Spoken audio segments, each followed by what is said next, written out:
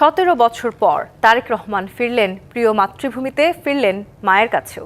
এই মাটি, এই আকাশ, এই মানুষের ভিড় সবকিছুর সঙ্গে জড়িয়েছিল দীর্ঘ অপেক্ষার গল্প। আর প্রত্যাবর্তনের দিনেই দেশের মাটিতে মায়ের সঙ্গে দেখা। একদিকে দেশবাসীর ভালোবাসা আর কৃতজ্ঞতা জানানোর দায়, অন্যদিকে অসুস্থ মাকে দেখার আকুলতা। এই দুই অনুভূতিতেই কাটে প্রত্যাবর্তনের দিনটি। তারেক রহমান মাতৃভূমিতে ফিরে প্রথমেই ছুটে গেলেন মানুষের কাছে। পূর্বাচলে ৩০০ ফিটে জনতার সামনে দাঁড়িয়ে দীর্ঘ বক্তব্যও দেননি। সংক্ষিপ্ত বক্তব্যে জানান কৃতজ্ঞতা। একটি বাক্যে স্পষ্ট করেন নিজের অবস্থান, সবার থেকে দেশ বড়।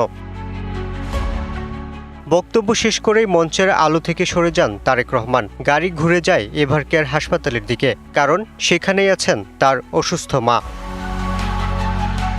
হাসপাতালের সামনেও হাজারো মানুষের ভিড়। এই 17 বছর যে অপেক্ষায় আমরা ছিলাম, আমাদের লিডার আসবে।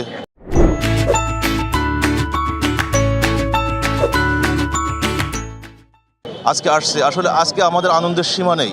বাংলাদেশ জাতীয়বাদী দল যখন আমরা করি, তখন এই দেশে তারেক রহমানকে আমরা দেখি নাই, ওনাকে প্রবাসে দেখছি। দীর্ঘ 18 বছর পর উনি এই দেশে আসছে।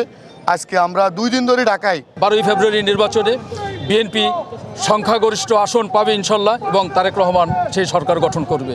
এভারকেয়ারে মা বেগম খালেদা জিয়ার সাথে ছেলে তারেক রহমানের আবেগঘন মুহূর্ত। এই দেখা আনন্দের, কারণ মা মানেই স্বস্তি। তবে এই দেখা ভারীও, কারণ নানা জটিল রোগে শয্যাশায়ী মমতাময়ী মা।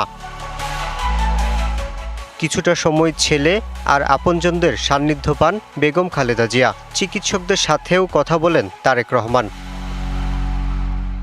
রাত 7:30টার দিকে এভারকেয়ার থেকে বেরিয়ে একরাশ স্বস্তি নিয়ে গুলশান বাসভবনে যান তারেক রহমান। Yusuf Rana, DBC news, Dhaka.